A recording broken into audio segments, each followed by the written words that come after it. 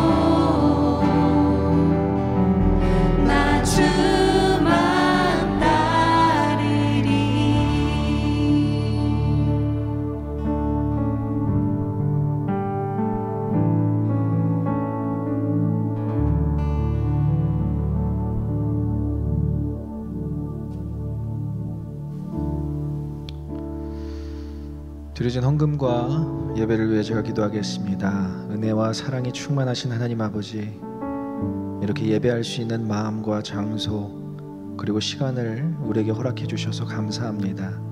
하나님의 온전한 임재하심에 거할 수 있게 우리를 불러주셨고 우리를 한 주간도 주님 묵상하며 살게 하셨습니다. 우리의 연약함으로 한 주간 알고 지은 죄 모르고 지은 죄 자백하며 주님 앞에 용서를 구하겠습니다. 우리를 너그럽게 용서해 주시고 품으시는 하나님의 사랑과 은혜에 감격하여 반응하는 시간 되게 하여 주시옵소서.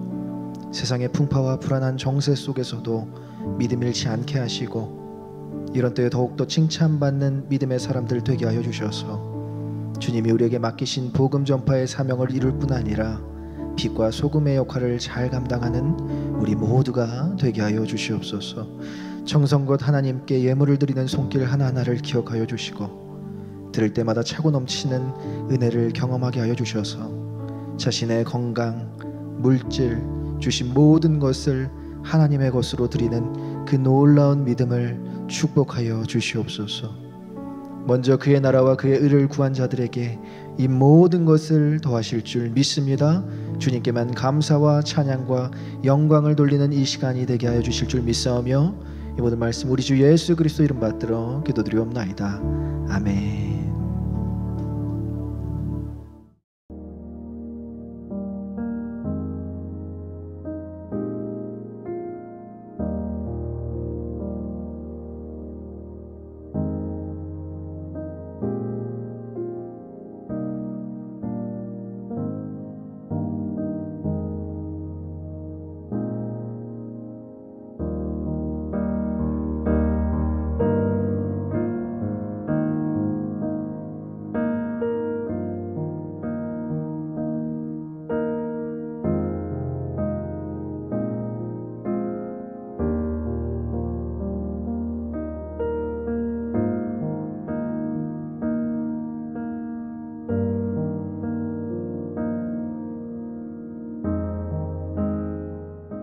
우리 인생을 살다 보면 때로는 원치 않은 곳에 끌려갈 때, 그리고 끌려올 때와 같은 그러한 상황들이 또 우리 삶 속에서 주어지는 경우가 있습니다. 그러나 우리가 하나님의 뜻을 그때그때마다 파악할 수 있다면 우리가 끌려온 곳이 아니라 하나님이 이끄신 곳이요, 하나님께서 인도하신 곳이 된다는 것입니다. 그리고 하나님께서 지금 여기 세우신 곳이 됩니다.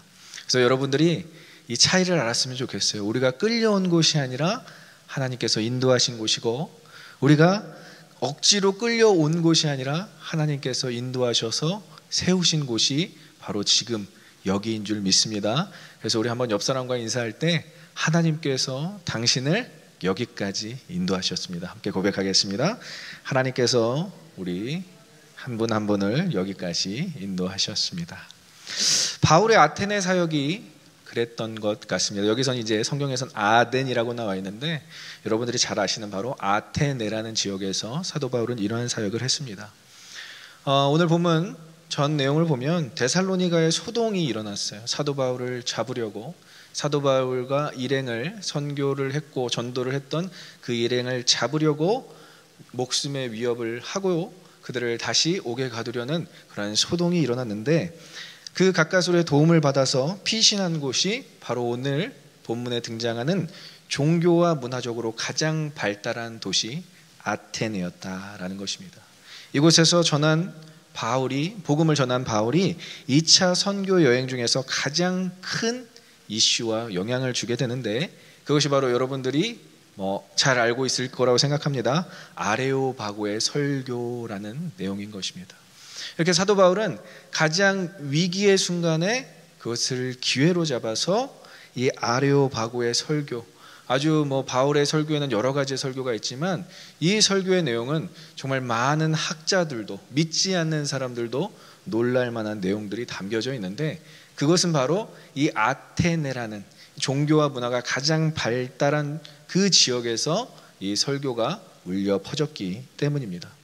그래서 저도 이제 위기는 기회라는 말을 참 좋아합니다. 그런데 이 위기라는 그 한자어 자체가 위기는 기회다라는 그 뜻을 담고 있더라고요. 그래서 위기는 위기 위자인데, 기회는 그 기자, 위기의 기자는 감추어진 기회 기자라는 거예요. 여러분 놀랍지 않습니까? 이 위기는 기회다라는 말은 이 위기라는 단어에 다 포함이 돼 있다라는 것입니다.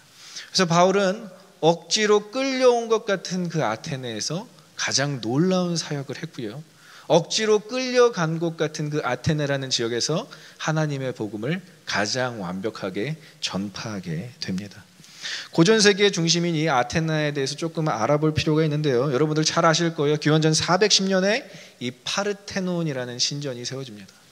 저도 너무 그리스를 가보고 싶은데 여기 이 파르테논 이 신전, 유명한 신전이죠. 그리고 그 근처에 우리가 잘 아는 나이키의 원형 모델인 니케, 승리의 여신이 그 근처에 세워져 있습니다. 신전이 세워져 있고요, 그 언덕 아래, 이 파르테논 신전 언덕 아래 보면 제우스 신전이 있고요, 여러분들이 로마 그리스 신화에서 많이 보는 그러한 신상들과 신전들이 곳곳에 세워져 있는 것을 볼 수 있다고 합니다. 이 신전과 신상들은 그 아테네가 상징하는 범주의 내용이라는 거예요. 그리고 그 범주에 오로지 그들을 뜻하는 그러한 지역이라는 것입니다. 그래서 가득한 그 우상들과 가득한 그 신전을 보고 사도 바울의 감정이 본문 16절에서 나타나고 있어요. 우리 한번 본문 16절을 보도록 하겠습니다. 이렇게 표현되어 있어요. 바울이 아테네에서 그 성의 우상이 가득한 것을 보고 마음에 격분하여 분노했다는 것이죠. 참을 수 없는 분노가 일어났다는 것입니다. 기독교인의 의로운 분노, 거룩한 분노는 필요합니다. 여러분 기독교인들이 마냥 참고 살아야 된다는 것은 말이 안 되는 일이에요.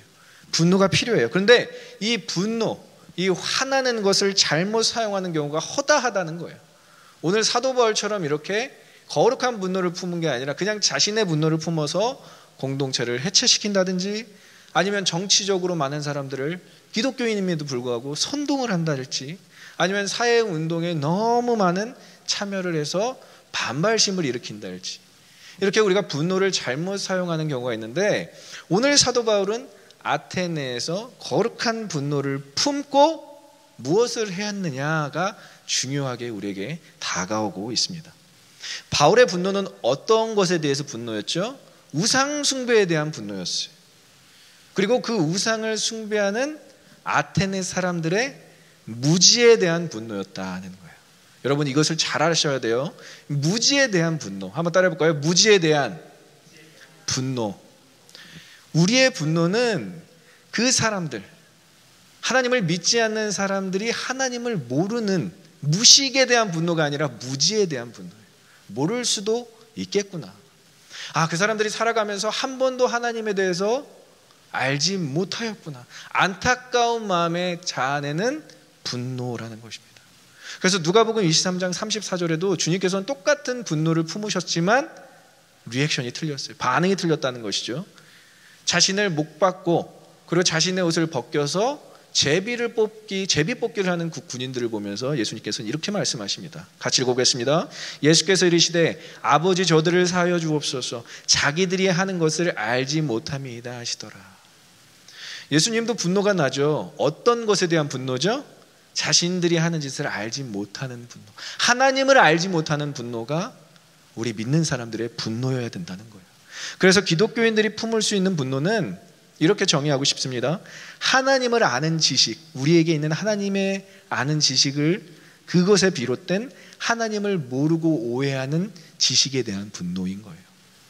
모를 수밖에 없겠구나, 오해할 수밖에 없겠구나. 그 분노를 가지고 우리가 막 무언가를, 그 사람들을 상처 입히고 그 사람들에게 무언가 공격하는 것이 아니라, 오늘 사도 바울은 딱 두 가지를, 이 분노를 품고 했음을 우리가 본문을 통해서 볼 수 있어요. 어떻게, 무엇을 했는지 볼까요? 17절에 보면 이 분노를 가지고 이러한 일들을 합니다. 읽어보겠습니다. 회당에서는 유대인과 경건한 사람들과 또 장터에서는 날마다 만나는 사람들과 변론하니. 분노를 가지고 전혀 우리가 예상하지 못했던 일을 하는 거예요. 거룩한 분노를 품고 아테네의 가득한 그 우상들을 보고 우상을 막 제거하고 불신자들을 향해서 욕설을 퍼붓고 뭐 너희들이 잘못됐다고 막 거기다가 막 대놓고 삿대질하고 이랬던 게 아니라, 회당에 가서 경건한 사람들, 여기 이제 영어 성경에 보면 God-fearing Greeks라고 나와 있어요. God-fearing Greeks. God-fearing Greeks는 하나님을 두려워하는 그리스 사람들. 그 사람들과 함께 뭐 했다고요? Reasoning, 변론했다는 거예요. 대화했다는 거예요. 하나님에 대해서 알려줬다라는 거예요. 또 누굴 만났죠? 장터, 마켓플레이스. 정말 우리가 뭐 한남체인, 여기 H마트 다 있잖아요. 그 마켓플레이스에서 뭐 했다고요? Reasoning, 변론, 대화했다라는 것입니다.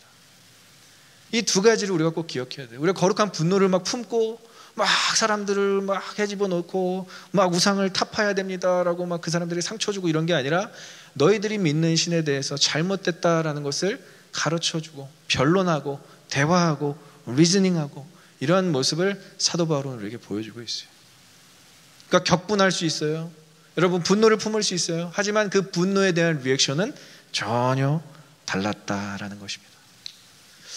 제가 고등학교 때 영적 체험을 하고 수련회에서 깊은 영적 체험을 했어요. 예수 그리스도를 뭐 환상 가운데 만나고 성령 충만하여서 이제 2학기 때 하반기에, 고등학교 2학년 하반기에 제가 기독교 서클에 들어갔어요. 제가 예전에 여러분들과 좀 나눴던 것 같은데, 제가 뭐 학교에서 그래도 뭐 춤도 추고 연극부 활동도 해서 꽤나 그래도 이름이 많이 알려져서 기독교 동아리에서는 저를 굉장히 많이 반겨줬어요.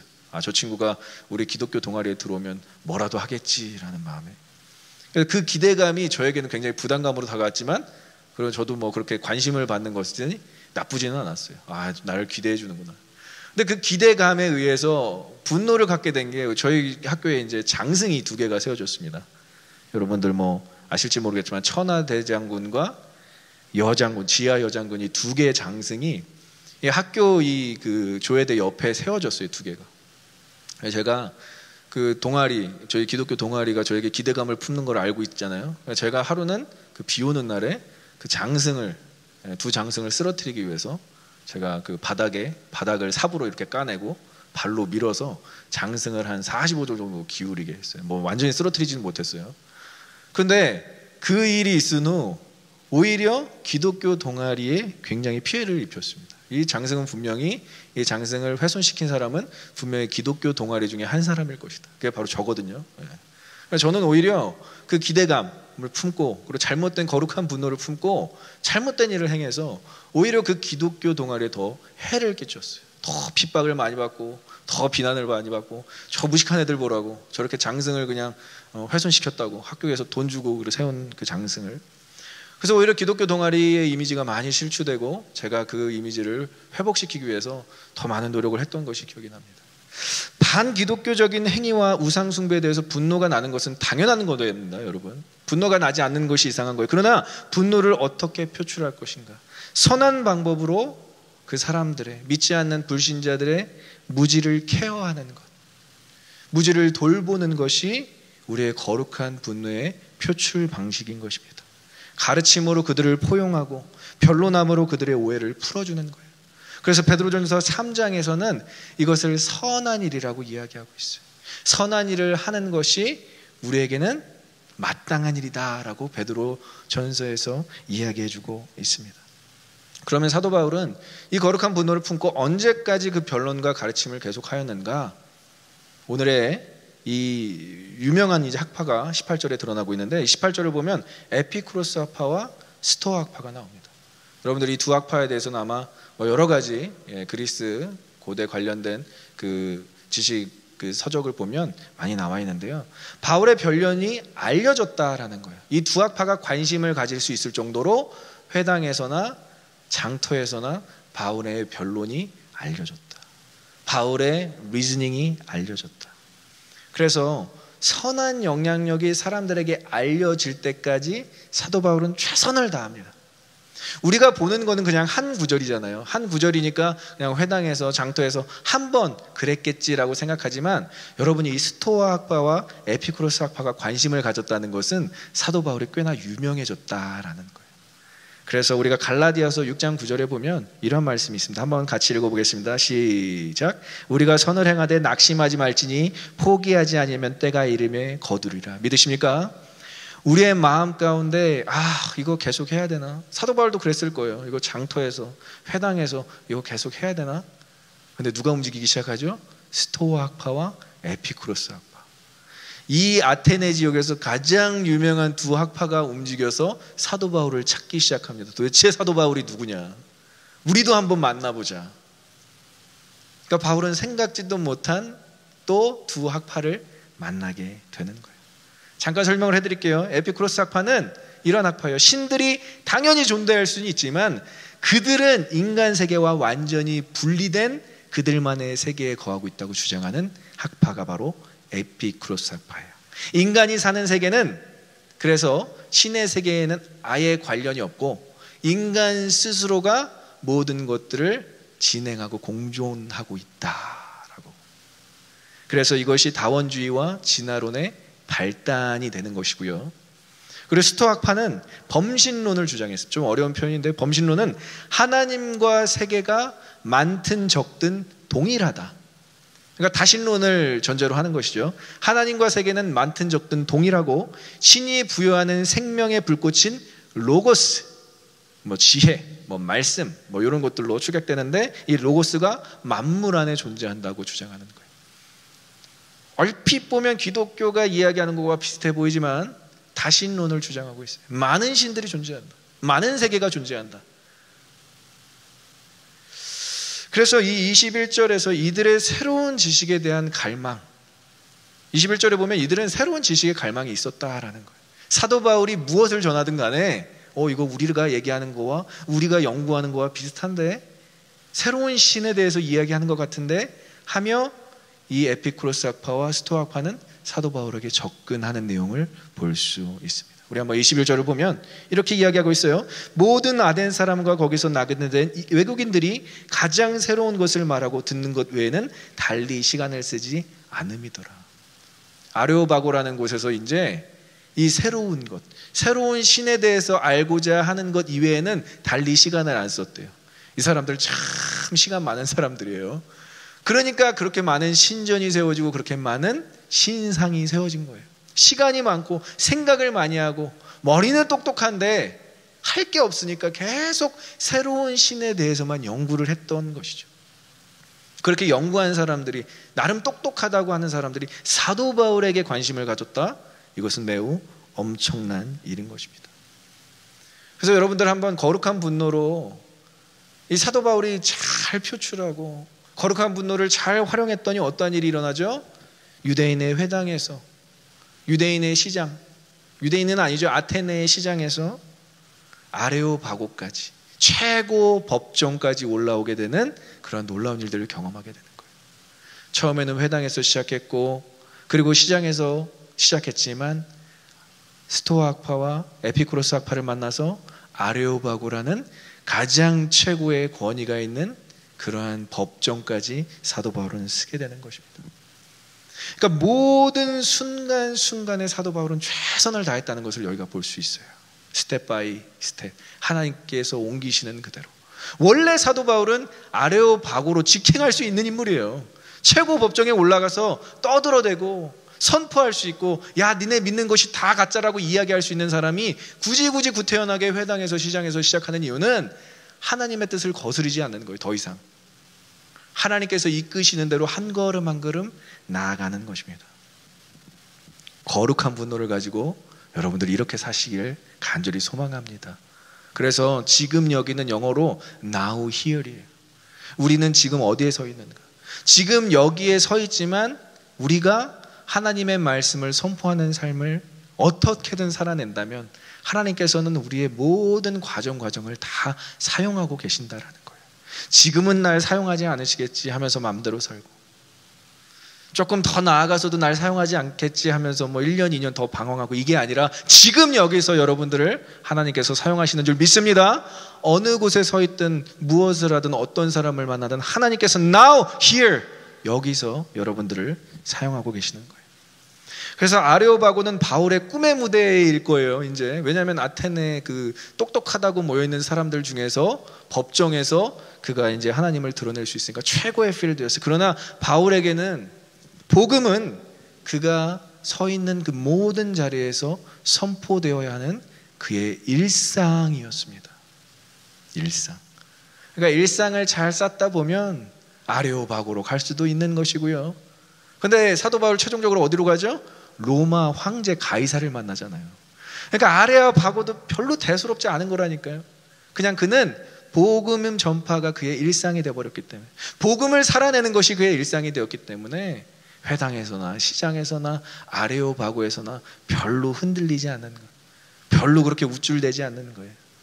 지금 여기에서 복음을 살아내시는 것이 저와 여러분들의 소명이자 사명인 줄 믿습니다. 지난주 설교랑 이어지는 거예요. 소명 두 번째 시간이에요. 지금 여기 우리가 어디 서 있는가, 누구를 만나고 있는가, 무엇을 하고 있는가. 그래서 지금 여기에 사도 바울은 아레오바고에 서 있습니다. 그래서 아레오바고에서 사도 바울이 했던 행적들을 한번 보면서 우리가 한 3가지 정도를 배워보도록 할게요. 한번 따라해 볼까요? 지금 여기 아레오바고에 서다. 첫 번째 키워드는 기회입니다. 기회. 아까 위기가 기회가 됐다는 것이 얘기했죠. 아레오바고는 사도 바울에게 기회예요. 왜냐? 위치적으로 가장 훌륭한 장관, 아테네 아크로폴리스라는 곳, 그 장관을 볼 수 있는 아레오바고, 꽤 높은 곳에 있다고 얘기 들었어요. 그리고 이 아레오파코스가 원래 명칭인데, 이 아레오파코스라는 이 단어는 아레스의 언덕이에요. 아레스의 언덕. 전쟁의 신. 저도 별로 좋아하는 신은 아니에요. 전쟁의 신이라고 하니까. 전쟁의 신, 무시무시하기로 소문난 그 전쟁의 신의 언덕이래요. 그 언덕에서 하나님의 복음이 선포되어진다고 생각해 보십시오. 너무 좋은 기회예요. 사도 바울은 이 기회를 놓치지 않았다라는 거예요. 근데 이 신의 언덕에서, 전쟁의 신의 언덕에서 어떤 일이 일어나냐면 아테네 원로회가 모이는 거예요. 그러니까 여기서 굉장히 중요한 회의를 하고요. 그리고 아르콘이라는 그 9사람은 해마다 선출되는 장소가 바로 이 아레오바고라는 지역, 그 법정입니다. 그리고 아테네 공공시설에 대한, 공공생활에 대한 규범을 제정하고 시행하고요. 일부 종교 범죄를 포함한 중범죄를 재판하는 법원의 역할도 했어요. 그러니까 여러분들 기억해야 될 것은 아레오바고는 법정이자 종교 재판소였다. 법정이자 종교 재판소에 선 사도 바울의 심정은 쫄아있고 난 이제 더 이상 못하겠는데 나 여기서 잘못 말하면 죽는 게 아니야 라고 이야기한 것이 아니라, 떤 게 아니라, 포기한 게 아니라 회당에서랑 똑같이, 장터에서랑 똑같이 아레오바고에서도 하나님의 말씀을 완벽하게 선포하는 그의 모습을 볼 수 있습니다. 위기를 기회로 삼은 사도 바울. 여러분들의 인생을 살다 보면 이렇게 위기의 순간에 기회가 될 때가 있다는 거예요. 그것을 우리가 억지로 만들어내는 것이 아니라 하나님께서 여러분들을 위기 가운데 기회를 만들 수 있도록 도와주실 줄 믿습니다. 그래서 이 기회를 활용하여서 수사적 기술로, 어렵거든요. 이 내용 굉장히 어려워요. 저도 신학교에서 이 내용 공부하다가 굉장히 힘들었어요. 이 17장 이 아레오바고 설교는 굉장히 수사학적인 기술로 사도 바울이 선포하고 있는 내용이어서 굉장히 어렵습니다. 여러분들 한번 꼼꼼하게 읽어보세요. 그런 세계관이 갖고 있는, 기독교 세계관이 갖고 있는 그런 모든 기본 전제들을 선포하면서 자신을 변호하기 시작합니다. 그런데 이 설교를 보면 알겠지만 굉장히 짧아요. 2분이라는 시간밖에 주어지지 않았어요. 그러니까 사도 바울에게 주어진 기회는 2분의 시간이 아레오바고에서 주어졌어요. 이 주어진 이 2분이라는 시간 동안 사도 바울은 모든 수사적 표현을 동원하여서 기독교를 변증해냅니다. 너무 멋있는, 막 소름이 돋아요. 이 설교를 보고 있으면. 첫 번째는 유대교의 핵심이라고 할 수 있는 하나님과 창조에 대해서 이야기해요. 유대교 관점에서. 하지만 이것을 턴어바웃 시켜서 기독교 관점, 크리스천 뷰의 관점으로 그리스도의 희생과 부활을 다룹니다. 본문 후반부에 이제 나오는 내용이에요. 근데 이 두 학파, 이제 스토아 학파와 에피쿠로스 학파가 이제 사도 바울을 끌고 와서 변증해봐라 이렇게 얘기했잖아요. 왜 변증해보라고 했을까요? 모르는 신을 언급했기 때문에. 모르는 신을. 사도 바울은 자신들이 모르는 신, 스토아 학파와 에피쿠로스 학파가 다 자신들은 모든 신을 다 알 거라고 생각했는데 모르는 신을 언급하니까 귀를 쫑긋 세우고 사도 바울의 변론을 듣기 시작합니다.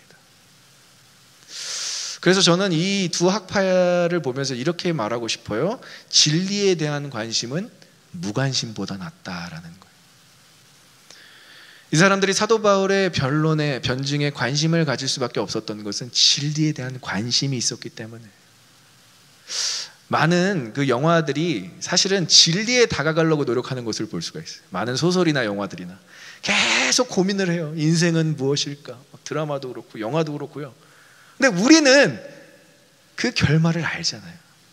인생은 결국 하나님께서 창조하셔서 하나님께로 다시 돌아가는 그 결말을 알고 있기 때문에 그들의 고민을 우리는 들어줄 수 있고요.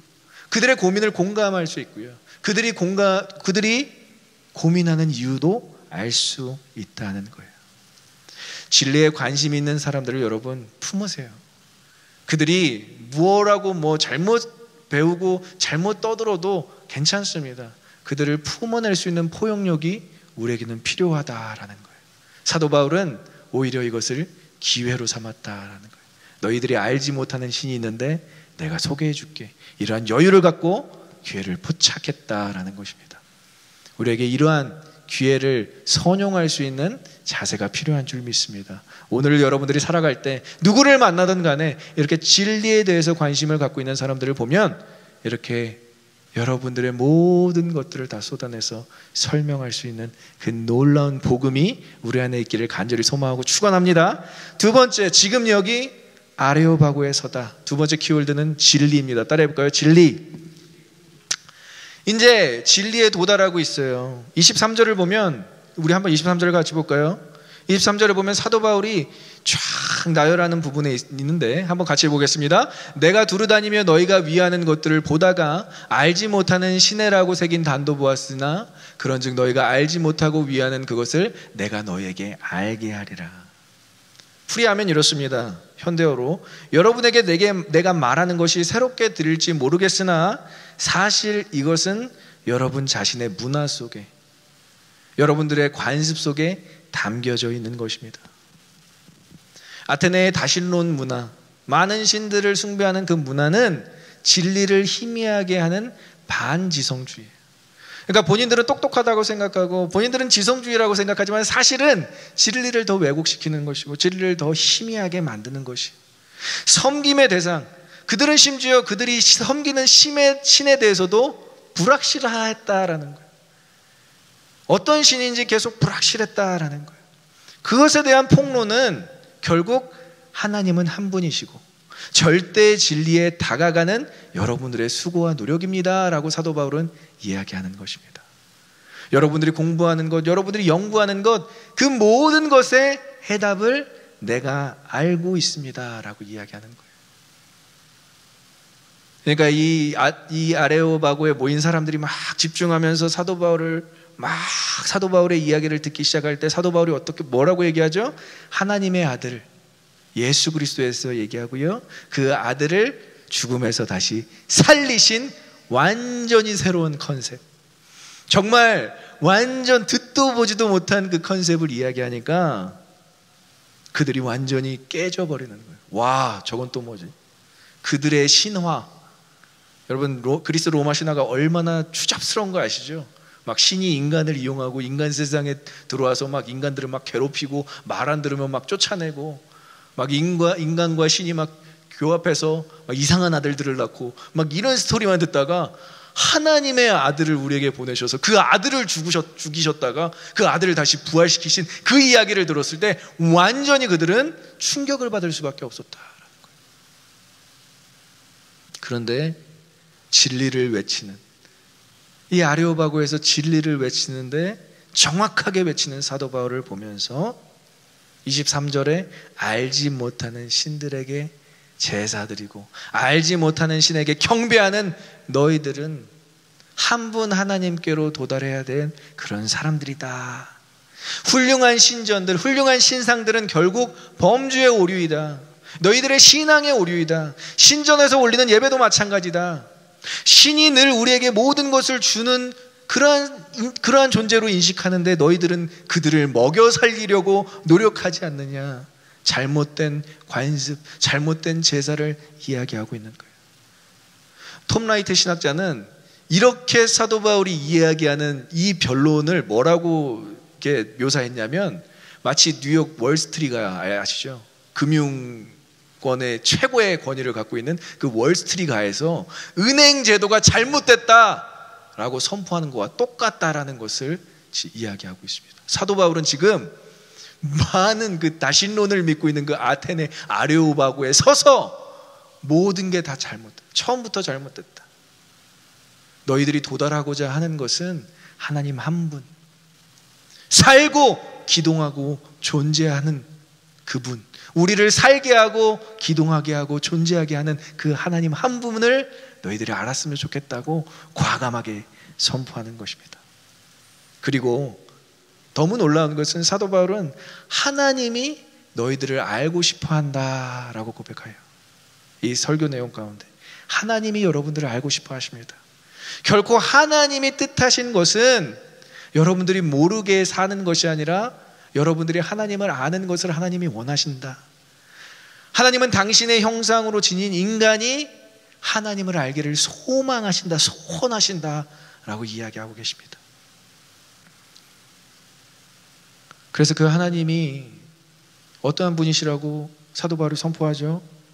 사도행전 17장 28절을 보면 그를 힘입어 살고 그를 힘입어 기동하고 그를 힘입어 존재하는 것이 우리다 라고 이야기하고 있어요. God's offspring, 하나님의 소생, 하나님의 자녀다 라고 이야기하는 거예요. 그러니까 진리는 하나님을 아는 것입니다. 믿으십니까? 하나님을 아는 것이 우리가 하나님을 힘입어 살아가는 유일한 근원인 줄 믿습니다. 그래서 knowing God, 이것이 진리예요. 이것이 다른 게 진리가 아니에요. knowing God, 하나님을 아는 것이 진리예요. 이 알다라는 단어 제가 그렇게 강조하잖아요. 야다, 히브리어 단어로는 야다, 헬라어 단어로는 기노스코. 알다라는 부분이 부부가 서로 알다라는 그 정도의 차원의 알다라니까요.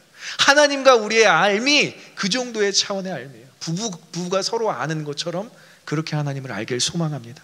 그래서 호세아 6장 3절을 보면 호세아가 이렇게 외치고 있어요. 그럼 같이 읽어보겠습니다. 그러므로 우리가 여호와를 알자. 힘써 여호와를 알자. 믿으십니까? 여호와를 아는 것이 여러분들의 힘의 근원인 줄 믿습니다. 여러분들의 삶의 소망이 될 줄 믿습니다. 우리가 하나님을 아는 것이 참 진리인 거예요. 마지막으로 한번 따라해볼 거예요. 지금 여기 아레오바고에 서다. 세 번째 키워드는 존중입니다. 존중. 제가 너무 좋아하는 대목인데요. 사실 사도 바울은 복음을 전할 때 조금도 예의 없게 행동하지 않았어요. 여러분이 사도행전을 쫙 보면서 사도 바울이 정말 대단한 부분이, 똑똑한 것도 대단한 부분이고 이방인의 사도로서 부름받은 것도 대단한 부분이고 겸손한 것도 대단한 부분이지만 한 번도 사람들에게 복음을 전파하면서 상처를 주지 않았다라는 거예요. 22절을 보면 한번 같이 읽어보겠습니다. 22절에 바울이 아레오바고의 가운데 서서 말하되 아덴 사람들아 너희를 보니 범사에 종교심이 많도다. 우리가 언뜻 보면 사도 바울이 비꼬는 것처럼 보이잖아요. 야, 참 니네 종교심 많다. 아, 니네 참 종교 많아서 좋겠다. 비꼬는 것처럼 보이잖아요. 아니요, 종교심에 감탄하는 거예요. 니들이 참 헛된 종교이지만 그래서 참 이 종교에 도달하려고, 신에게 도달하려고, 신을 아는 것에 도달하려고 참 애를 많이 썼구나. 심지어 신상을 만들어 놓고서 알지 못하는 신이라고 거기에 적어놨대요. 오늘 본문을 보니까 얼마나 답답한 일입니까? 근데 사도 바울은 그 거룩한 분노를 품고 그들을 존중해 주는 거예요. 너희가 종교심이 많구나. 너희가 모르니까 이렇게 다양한 신들을 섬길 수밖에 없구나. 다실론, 그 범주에 대한 책임의식을 가졌다라는 거예요. 아, 이것은 나의 책임이다. 너희들의 책임이 아니라, 모르는 너희들의 책임이 아니라 이건 나의 책임이니까 내 얘기를 들어봐 라고 이야기하는 거예요. 그러면서 31절에 이렇게 얘기해요. 모든 사람에게 믿을 만한 증거를 주셨음이리라. 모든 사람들에게. 누구는 믿게 하고 누구는 못 믿게 하고, 누구는 증거를 주시고 누구는 증거를 안 주시고. 아니요, 여러분, 복음을 한 번도 못 들어본 사람은 이 세상에 뭐 존재할 수 있죠. 제3국에는. 그렇지만 예수 그리스도와 복음에 대해서 모든 사람들에게 증거를 주셨다라는 것이 우리에게 은혜가 될 줄 믿습니다. 그렇기 때문에 오늘날 우리에게까지 온 거예요, 이 복음이. 그리스 로마 신화를 아직까지 우리가 믿고 산다고 생각해 보세요, 여러분. 얼마나 많은 신상을 아직도 세워야 됩니까? 그 파르테논 신전을 가면요, 사람보다 신이 더 많대요. 신상이 더 많대요. 사람 찾는 것보다 신 찾는 게 더 쉽대요. 그런 신들을 우리가 아직도 섬기고 산다고 생각해 보십시오. 얼마나 답답합니까? 그냥 너희가 증거를 줬으니까, 종교심 많은 너희들아, 증거가 이렇게 많으니까 하나님을 믿어보지 않을래? 라고 존중하며 다가가고 있습니다.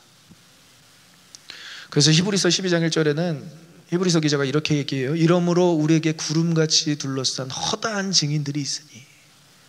그 시대 때는 사도들이 있었고요, 그 많은 시대 때 우리의 믿음의 선조들이 있었고, 지금은 저와 여러분들이 이렇게 증인으로 살고 있지 않습니까? 다신론에 빠진 사람들이든 불신자들이든 안티크리스천들이든 우리가 증인이 되어서 그들을 존중하고 그들에게 복음을 전한다면 그들도 역시 하나님께로 곧 돌아오게 될 줄 믿습니다. 이러한 어려운 세대에, 이러한 힘든 상황 가운데, 코로나 시대 가운데 우리가 복음을 전하지 않으면 누가 복음을 전하겠느냐는 거예요. 우리가 증인이 되지 않으면 누가 증인이 되겠냐는 거예요. 많은 이야기를 들어요. 심리적으로 굉장히 다운되어 있는 사람들, 뭐 상담 전화가 기하급수적으로 증가했대. 지난주 뉴스 보니까 자살을 시도하려고 했던 한인 부부가 있어요. 정말 이웃들 얘기를 들어보니까 그럴 사람들이 아니라는 거예요. 그렇게 자살을 하면서 서로 총을 겨눌 사람들이 아니라는 거예요. 부부인데. 그런 안타까운 소식들이 우리에게 들려질 때 우리가 허다한 증인들인데 왜 아직도 이렇게 믿지 않는 사람들이 많나라고 탄식해야 된다는 거예요. 종교심이 많은 사람들이 있을 수 있고요, 아니면 하나님을 만났지만 떠난 사람들도 있을 것이고요, 교회에 실망해서 안티크리스천으로 살아가는 사람들도 있을 것입니다. 우리가 허다한 증인이라는 것을 인식할 때 그 모든 사람들에게 다가갈 수 있기를 간절히 소망합니다. 그래서 불신자들 혹은 다신론자들, 그 아레오바고에 모인 모든 사람들이 이 사도 바울의 존중하는 태도에 감동을 받게 돼요. 큰 덕목이 되게 돼요. 우상 숭배는 아덴 사람들의 무지에서 비롯된 것을 예의 바르게 지적하는 거예요. 너희들이 참 종교심이 많구나. 너희들의 종교심이 많고 종교적으로 열심히 있지만 그 방향을 바꿔야 된다라는 거예요. 다양한 신들을 섬기는 그 방향에서 유일신 하나님을 믿는 너희들이 되었으면 좋겠다라고 선포하는 것입니다. 우리의 복음 전파가 이렇게 상대방에 대한 존중을 담고 있다면 우리의 허다한 증인으로서 더 많은 사람들에게 복음을 전달하게 될 줄 믿습니다. 그래서 여러분들 이 세 가지 키워드 꼭 기억하셨으면 좋겠어요. 기회, 진리, 존중. 이 세 가지로 아레오바고에서 정말 완벽한, 지금 여기 아레오바고에서 완벽하게 미션을 완수하는 사도 바울을 볼 수 있습니다. 아레오바고 설교 이유를 잠깐 여러분들과 나누고 싶으면 어떠한 일들이 일어났냐면요, 낯선 유대교 사상을 전달받았지만 새로운 신에 대한 접근은 센세이션이었어요. 그 모인 사람들, 스토아 학파, 에피쿠로스 학파 사람들이 너무 호기심이 자극돼 갖고 32절에 이렇게 이야기합니다. 그들이 죽은 자의 부활을 듣고 어떤 사람은 조롱도 하고 어떤 사람은 이 일에 대하여 내 말을 다시 듣겠다 하니. 놀라운 일이 일어났어요. 조롱하죠, 당연히. 말도 안 되는 말을 하는 것 같은데, 새로운 신에 대해서 접근하는 것 같은데 조롱도 하죠. 하지만 이 일에 대해서 더 듣겠다 하는 사람들이 생겨났다라는 거예요. 그럼 여러분들 생각해 보십시오. 아레오바고 최고 법정에서 변론에서 승소를 했습니다. 이제 더 이상 사도 바울은 종교 재판을 받아야 될 대상이 아니라 아레오바고에서 최고치를 찍었어요. 그러면 스토아 학파, 에피쿠로스 학파, 바울 학파를 세워서 그 아테네에서 이름 좀 내면서 살 수 있는데 33절에 바울은 떠났다고 이야기하고 있습니다. 이에 바울이 그들 가운데서 떠나매. 와, 저는 이 사도행전 17장 33절을 보는데 막 가슴이 막 철렁 내려앉았어요. 아니, 사도 바울은 생각이 있는 거야, 없는 거야? 이 아테네 이 최고 법정에서 승소한 사람이 인기 좀 얻고 이제 돈 좀 얻어서 거기서 바울 학파를 지으면 얼마나 좋아 라고 생각했는데 사도 바울은 그냥 떠납니다. 떠나요. 마치 회당 떠나듯이, 마치 장터 떠나듯이, 마치 아레오바고도 그냥 한 가지의 일상이었다라고 생각하면서 그냥 떠나는 거예요. 가장 높은 자리에서 이렇게 내려오기 쉽지 않거든요, 여러분. 진짜 쉽지 않아요. 하지만 사도 바울은 덤덤하게 떠나요. 왜냐? 여기가 목적지가 아니기 때문에. 사도 바울의 목적지는 어디죠? 로마에 가서 가이사 황제를 만나는 게 이 사람의 목적이기 때문에 아레오바고 승소 정도는 별로 그렇게 이 사람에게 중요한 일이 아니었다라는 거예요. 지금 여기 최선을 다하는 사람들은 이렇게 떠날 때도 쿨하다는 거예요. 여러분들의 삶의 자리에서 최선을 다하는 사람들은 어떠한 것이 주어지든 간에 그것이 다가 아니기를 알기 때문에 그것을 놓는 것도 쉽다라는 것입니다. 그리고 최종 목적지, 하나님이 나에게 주신 비전, 하나님이 나에게 주신 목표만을 향해서 가기고 있기 때문에 다른 것들은 다 부수적으로 여길 수 있는 겸허함이 생긴다, 담대함이 생기는 거예요. 바울은 특별한 일을 한 게 아니라 그냥 그때마다 그곳에서 할 수 있는 일을 한 것뿐입니다. 그래서 이 아덴에서 고린도로 가서 이러한 고백을 해요. 고린도 전서 15장 10절을 보면 놀라운 고백을 하는데 그러면 같이 읽어보도록 하겠습니다. 시작. 그러나 내가 나된 것은 하나님의 은혜로 된 것이니 내게 주신 그의 은혜가 헛되지 아니하여 내가 모든 사도보다 더 많이 수고하였으나 내가 한 것이 아니요 오직 나와 함께 하신 하나님의 은혜로라. 믿으십니까? 우리는 모든 곳에서 지금 여기서 무엇만을 고백하며 살아야 되는 사람이라고요? 하나님의 은혜만 고백하며 사는 사람이라는 거예요. 지금 여기가 아레오바고든, 지금 여기가 장터이든, 지금 여기가 회당이든, 지금 여기가 학교이든, 지금 여기가 정말 최고로 잘 나가는 회사이든, 지금 여기가 정말 하나님의 임재가 가득가득 찬 교회이든 일상이든 잠자리든 어느 곳이든 나의 나된 것은 하나님의 은혜입니다 라고 고백하는 사람이 사도 바울처럼 이렇게 어디서든 복음을 전파할 수 있다는 거예요. 한번 우리 같이 따라해 볼까요? 나의 나된 것은 하나님의 은혜입니다.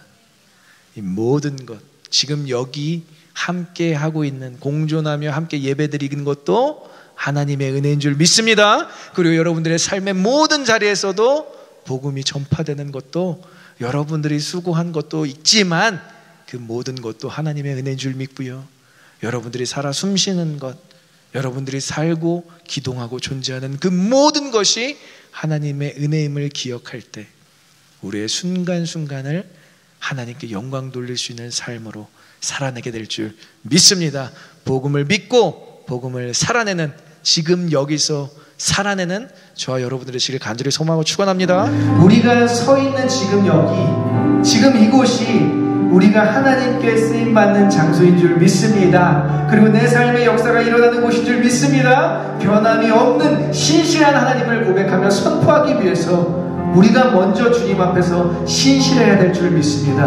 나의 마음이 주님께로만 향해 있습니다. 우리의 삶에 맡겨진 그 모든 복음의 자리에서 복음을 살아내겠습니다. 우리 결단하며 찬양하겠습니다.